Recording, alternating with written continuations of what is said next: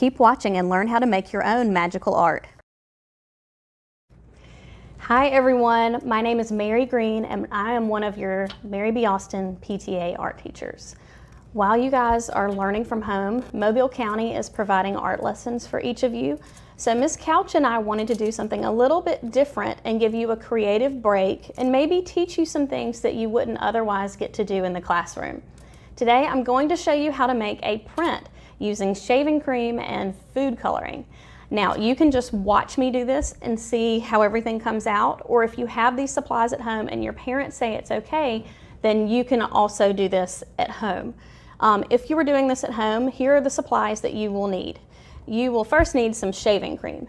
Now it doesn't matter what brand shaving cream you use, as long as it is the foamy kind, the white kind. The gel I don't think works, but the white foamy shaving cream, that works, any brand. You will need some food coloring, and again, it doesn't matter which colors you use, which brands you use. I'm going to use primary colors, which are red, yellow, and blue. If you have different colors at your house, you can use those colors. Also, if you have liquid watercolor at home, that works just as well. You can use whatever you have. You will need a tray. I'm using a cookie sheet and I put some foil on it. The foil is optional, but it just makes it a little easier to clean up if you have it. And any kind of tray is fine. This is just one that's washable and I didn't mind getting it dirty. We're going to sort of marbleize our food coloring into our shaving cream, so you need something to stir it gently with. You can either use something small like a toothpick, or you can use a pencil. You can wash the pencil off when you're finished. We're also going to need kind of a spreader and a scraper, and a ruler works great for this. You may have something else that you think would make a good tool to spread and scrape, and that's fine too. And you will need paper. It really can be any paper, any size, as long as it fits inside your tray. So you need it to be smaller than your tray. You can use smaller than this too. All right, I am going to flip my camera around so that you can see my hands working. If you are doing this at home, make sure that you have on a smock or an apron or an old t-shirt. This food coloring does stain if it gets on your clothes. So you want to try to keep that off of your clothes and off of anything else in the house. All right, I'm going to make my print on a piece of paper. I think I would like to make this into a card instead of a full piece of paper. So I am going to fold it over and I'm going to make my corners match before I press it down. Now you can do this like I'm going to, and I'm just going to try to do it on the front of this card. You can also do it on a full piece of paper, more like this way, or you can get a smaller piece of paper just to kind of experiment. Sometimes when we're doing something new, it's best to start off small. All right, so I'm going to put this down just so I can see about how much shaving cream I'm going to need for my print. So my shaving cream is going to cover about this much room. Now I have a pencil, and I'm just going to sort of gently mark where I want that to go so that I don't cover my whole tray with shaving cream if I just need it in this place. All right, so we do need the creamy shaving cream, the white kind, the foam. Now shaving cream is interesting because in the canister, it's a liquid. And if you have taken science and talked about this different states of matter, you have your solid, your liquid, your gas. Well, this is a liquid that has gas in it. And when you shake it up, and I'm going to put some just kind of inside that space that I drew, it turns into a foam. Now a foam is kind of a state that's in between a liquid and a gas and a solid. It's kind of an interesting thing. It's its own little state. All right, so we want to smooth this out so that we have kind of a solid surface. And I'm going to use my ruler.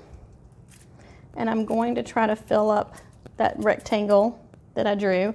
And if you go a little bit outside of the lines on this, it's okay. I just didn't want you to have shaving cream over your entire tray if you just needed a little bit like this.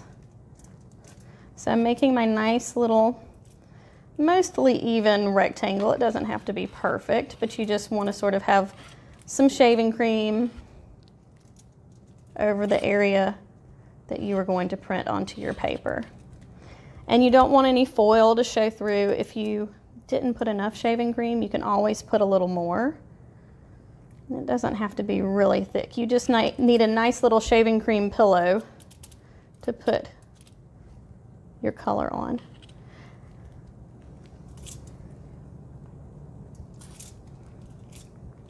Also, if you didn't make your area quite big enough, or if you miss a spot, you can always go back and kind of reprint any area that you missed.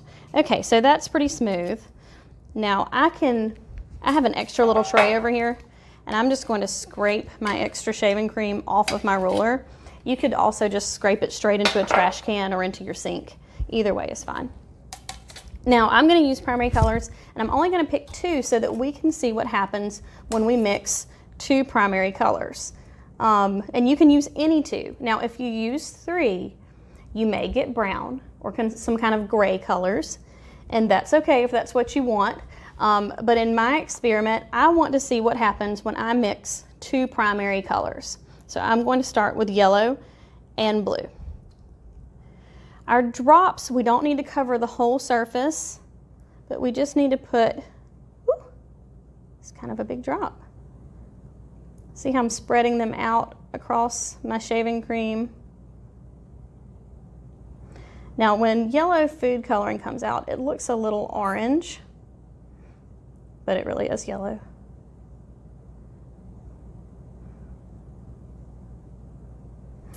Something like that.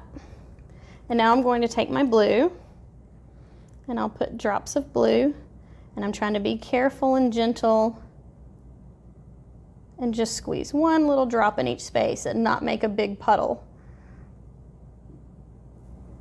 And I don't have to cover all of the white.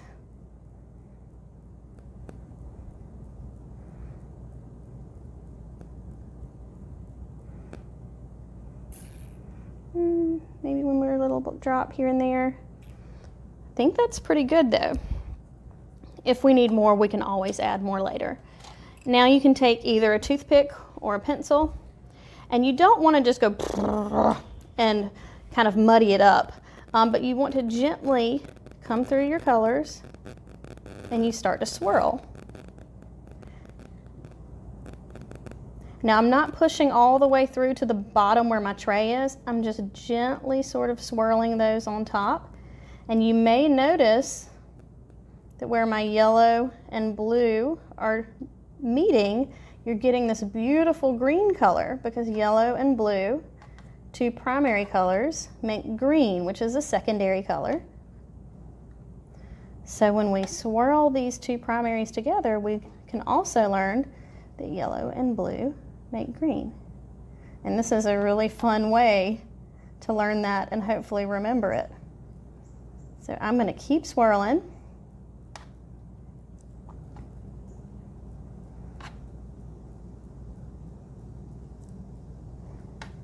This is really pretty, guys. Now if you get a little rough with it, you may get sort of a different kind of print, but that's part of this process, is learning from what we do, and not everything has to be perfect and beautiful,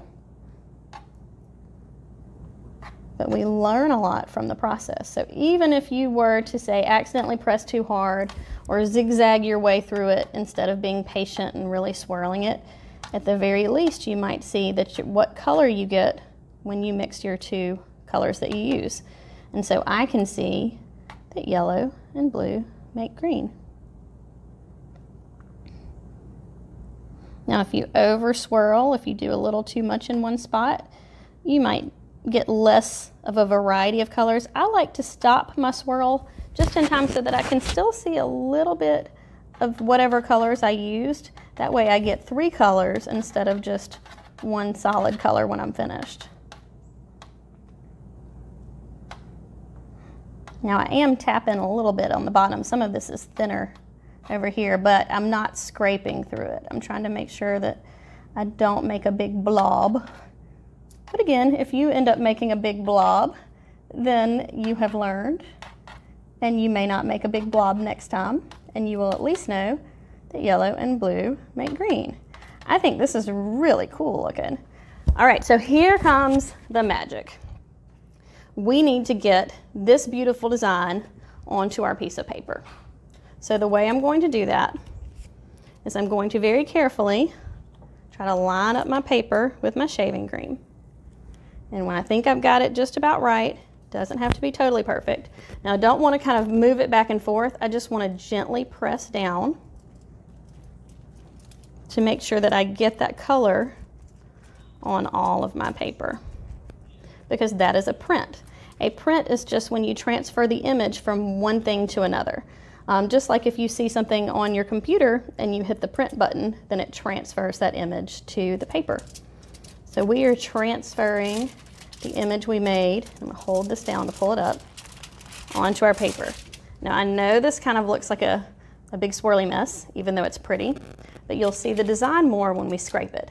You can scrape yours straight into the trash can or into a sink if someone says that's okay. I have an extra tray just so I don't have to leave the video. So I'm gonna put my extra tray here and use that same ruler. Start at one end. Let's see, I may need to turn mine this way. Sorry about that. And you scrape. Whoa, that is so cool. Every time I do this, I'm still amazed. All right, so turn your paper, scrape a little bit more off, and just keep using your ruler or your scraper until you get most of your shaving cream off. All right, I think that's beautiful. Notice my hands are a little messy. You'll want to go wash yours before you touch anything else. And this will need to dry, but isn't that a really pretty piece of artwork? And if you did this as a card, I think anybody would be happy to get this in the mail. If you are able to do this at home, I cannot wait to see what you do. You may want to experiment with some different colors and see what colors you come up with.